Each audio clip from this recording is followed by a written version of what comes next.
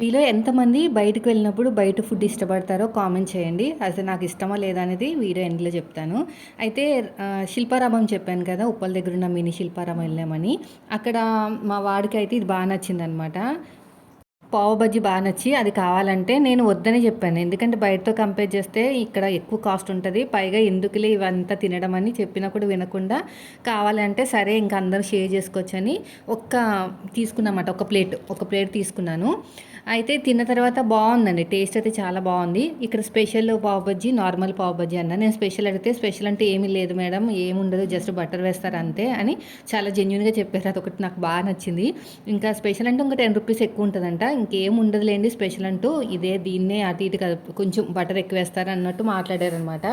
ఇండైరెక్ట్‌గా దానికి దీనికి ఏం డిఫరెన్స్ లేదన్నట్టు మాట్లాడారు. అసలు అమ్ముకునే వాళ్ళు అలా మాట్లాడరు. మరి ఆయనకి ఏమనిపించిందో, పిల్లల్ని చూస్తే నిజం చెప్పాలనిపించిందేమో మరి.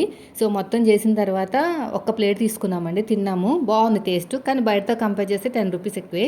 నేను మోస్ట్‌లీ ఎక్కువ ఇష్టపడను. కానీ రేర్ కేసెస్‌లో ఇట్లాంటివి నేను తక్కువ తింటానన్నమాట బయట ఫుడ్డు.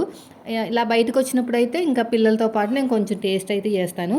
కానీ ఎంతైనా సరే బయటికెళ్ళినప్పుడే తినాలనిపిస్తదండి. ఇంకా మన ఇంటి పక్కన ఉండేదానికన్నా బయటికెళ్ళినప్పుడే తినాలనిపిస్తది.